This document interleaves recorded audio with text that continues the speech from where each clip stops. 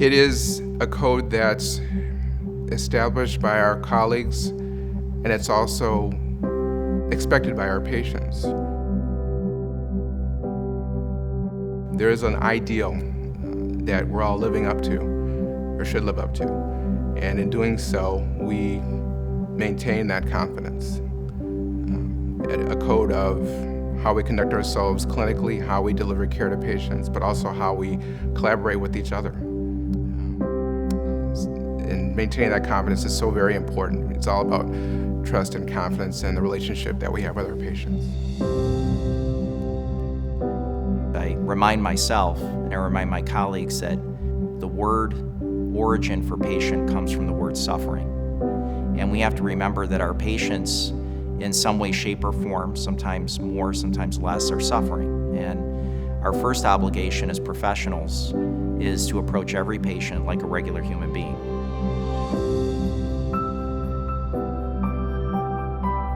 The collaborative, collegial nature of the Henry Ford Medical Group really fosters us being able to send a patient to that individual who has the greatest skill. We are not in competition with our colleagues. We are partners with our colleagues. We genuinely want the patient to get the best of care, and we try to identify that individual who can provide that care. I have never felt uncomfortable calling somebody, calling a colleague and asking for help. It's great knowing that you've got somebody there who's always available for you, always willing to take the time to sort of explain things. I think it's one of the things that makes the medical group what it is.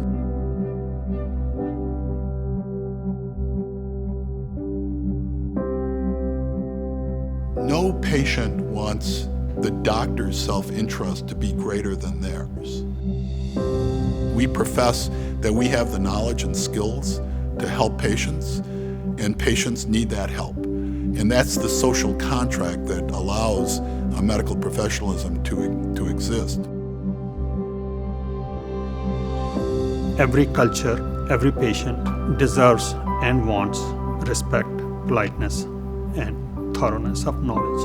No matter how you look at it, how you define it, those are the three things.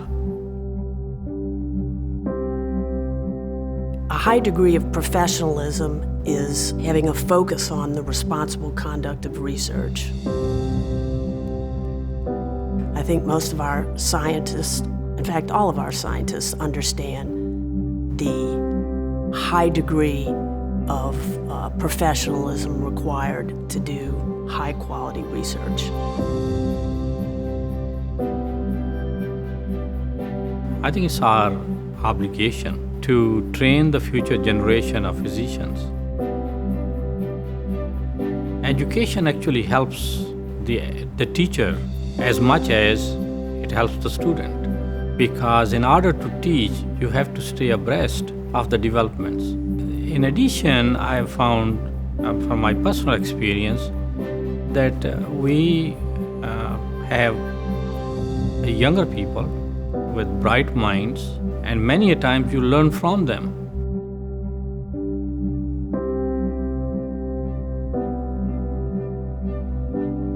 Innovation is in our blood. It's what we do. We look for better ways. How do we get better? How do we improve? Whether it's on quality, whether it's on care, whether it's on surgery, how do we get better at that? And we take leadership roles in that, and it continues to be very, very important what we do. We do not remain stagnant. We continue to be leaders in the game, as well as trying to find the best answers for our patients. This is all about delivering great patient care.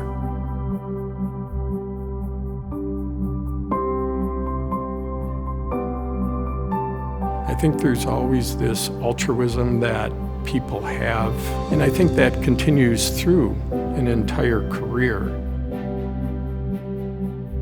But sometimes the flame doesn't burn as bright as it should, and you need to sometimes be drawn back either in discussing professionalism and respect for patients, respect for their diversity, respect for their personal choices.